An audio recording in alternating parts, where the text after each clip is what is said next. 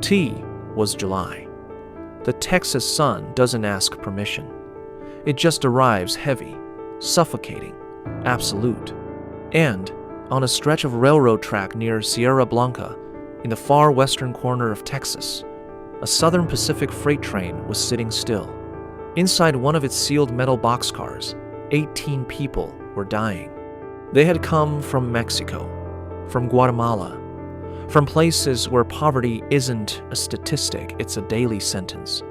They had paid everything they had to a network of smugglers, men who called themselves coyotes, men who moved human beings across borders the way others move cargo.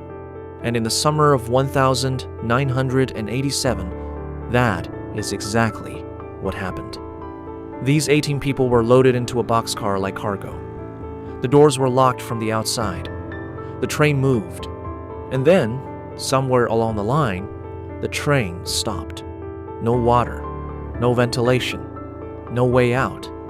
The temperature inside a sealed metal boxcar under a Texas summer sun can exceed 140 degrees Fahrenheit. The air runs out before you think it will. Panic sets in before the air does.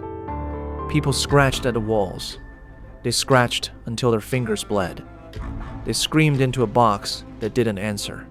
And one by one, 18 human beings, with names, with families, with reasons they believed were worth risking everything, lost consciousness and did not wake up. When the boxcar was finally opened, investigators were not prepared for what they found. The scene was described by one officer as something that would never leave him. 18 bodies. Men and women who had simply been trying to cross an invisible line on a map. The smugglers who locked that door. They had already been paid. They were already gone.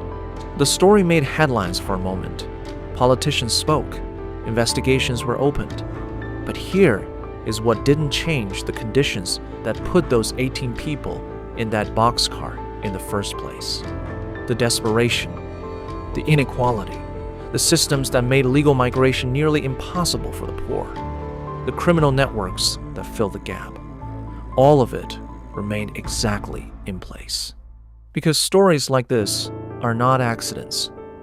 They are the consequence of choices, policy choices, economic choices, moral choices made by people who will never have to ride in a boxcar.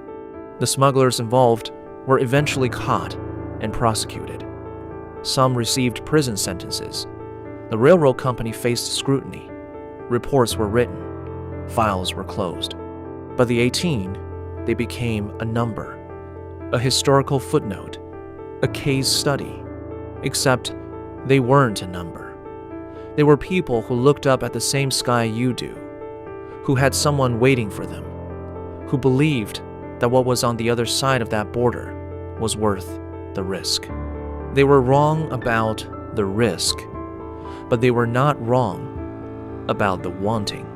The boxcar still exists somewhere in the memory of that land, and the border is still there, and people are still crossing it, and some of them still don't make it. Because the story of the Texas Boxcar Deaths is not a story about 1987. It is a story about what happens when human desperation meets human indifference and the door gets locked from the outside.